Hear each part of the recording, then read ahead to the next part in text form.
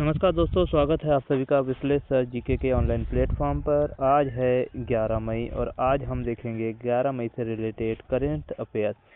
अगर आप हमारे चैनल पे नए हैं तो कृपया हमारे चैनल को सब्सक्राइब करें ताकि हमें मोटिवेशन मिले और हम आपके लिए ऐसे ही यूजफुल जानकारी लाते रहे। तो आज का पहला प्रश्न है, मुख्यमंत्री मोहन यादव जो मध्य प्रदेश के मुख्यमंत्री है, मुख्य आतिथ्य में प्रशांत पोल द्वारा लिखित इंडिया से भारत एक प्रवास पुस्तक का विमोचन कहाँ किया गया। ठीक है, तो एक अभी बुक है जो कि प्रशांत पोल के द्वारा लिखी गई है। क्या नाम है इनका? प्रशांत पोल। और प्रशांत पोल के द्वारा लिखी हुई पुस्तक का नाम क्या है? यह है इंडिया से भारत। ठीक है, इंडिया से भारत एक प्रवास। इंडिया से भारत एक प्रवास। ठीक है, अभी हाल ही में इनके द्वारा लिखी पुस्तक है। इसका विमोचन मोहन यादव ने किया है और ये कहाँ से किया है? तो ये कुशाभाऊ ठाकरे सभागार, जो कि कहाँ पर स्थित है? आपके भोपाल में। डिटेलिंग देखें तो प्रशांत पोल द्वारा लिखित पुस्तक जिसकी भूमिका आरएसएस सरसंघ चालक डॉक्टर मोहन भागवत ने लिखी है। पुस्तक का विषय है कि यह क्या है? तो यह कृति भारत की सांस्कृतिक अस्मिता, स्वाभिमान, राष्ट्रीय चेतना और इंडिया से भारत की वैचारिक यात्रा का विश्लेषण करती है। इसका उद्देश्य आत्मनिर्भर और सांस्कृतिक रूप से समृद्ध भारत, ये इसका उद्देश्य है। अगला प्रश्न है, वर्ल्ड रेड क्रॉस डे 2026 कब मनाया गया? ठीक है, तो 2026 में मनाया गया 8 मई 2026 को वर्ल्ड रेड क्रॉस डे मनाया गया।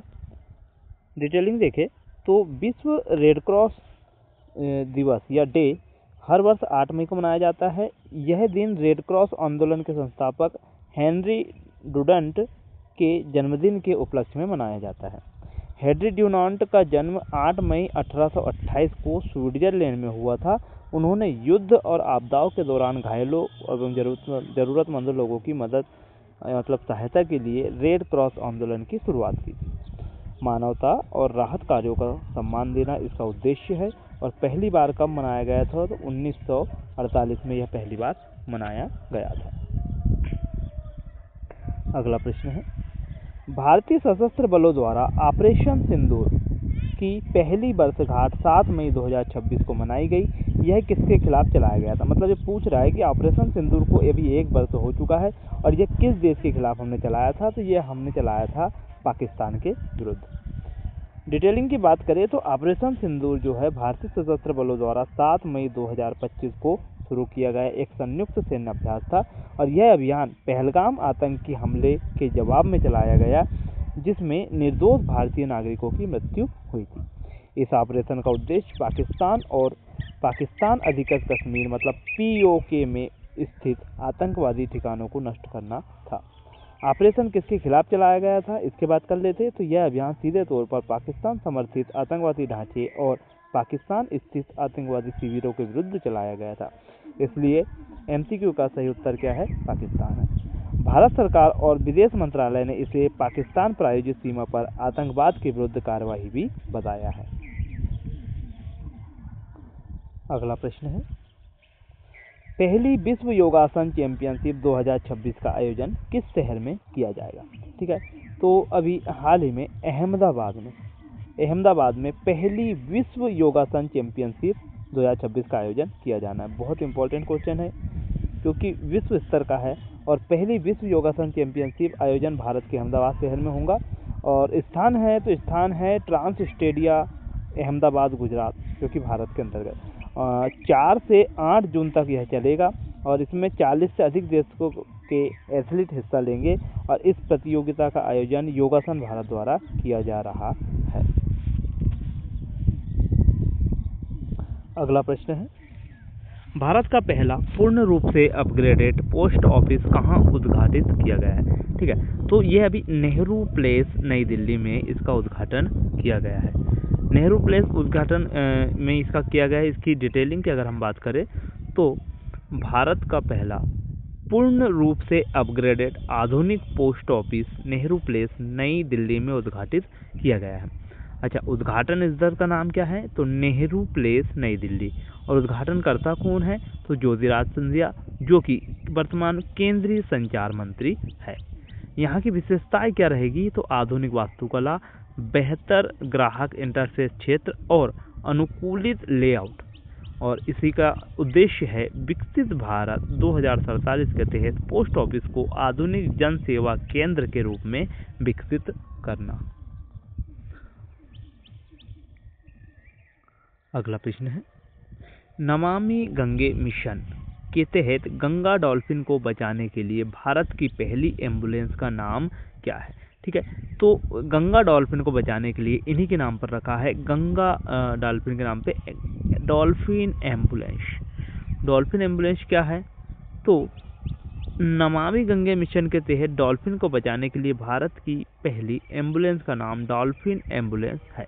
और मुख्य विवरण की बात करें तो यह विशेष डॉल्फिन रेस्क्यू एम्बुलेंस है जो कि जनवरी 2026 में लॉन्च की गई थी और यह एक मोबाइल आईसीयू की तरह काम करती है, जो घायल या फंसे हुए डॉल्फिनों को तत्काल चिकित्सा सहायता प्रदान करती है।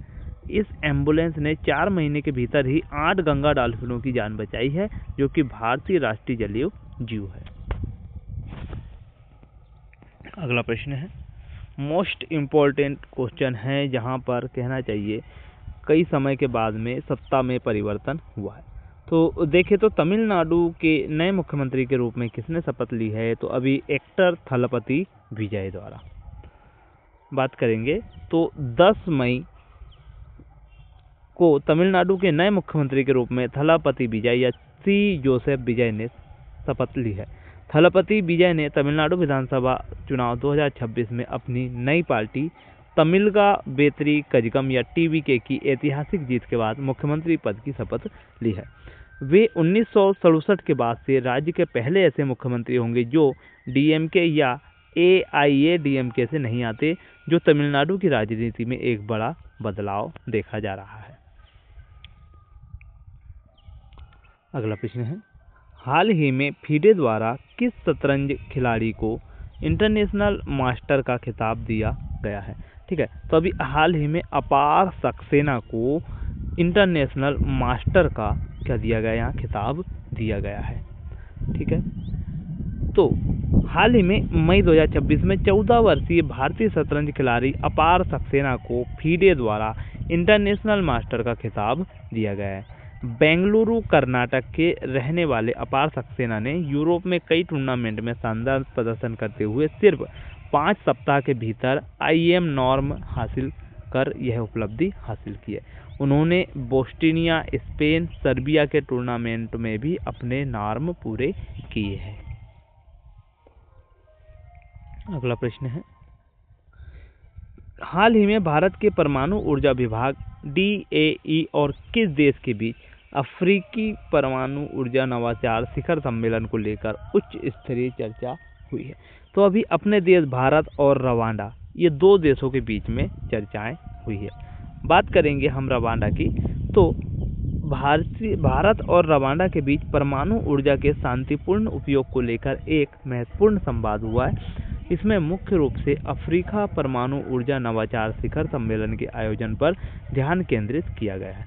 इस सहयोग का उद्देश्य अफ्रीका में परमाणु ऊर्जा के माध्यम से नवाचार को बढ़ावा देना, ताकि बिजली उत्पादन और कृषि स्वास्थ्य सेवा जैसे कैंसर उपचार के क्षेत्र में सुधार किया जा सके।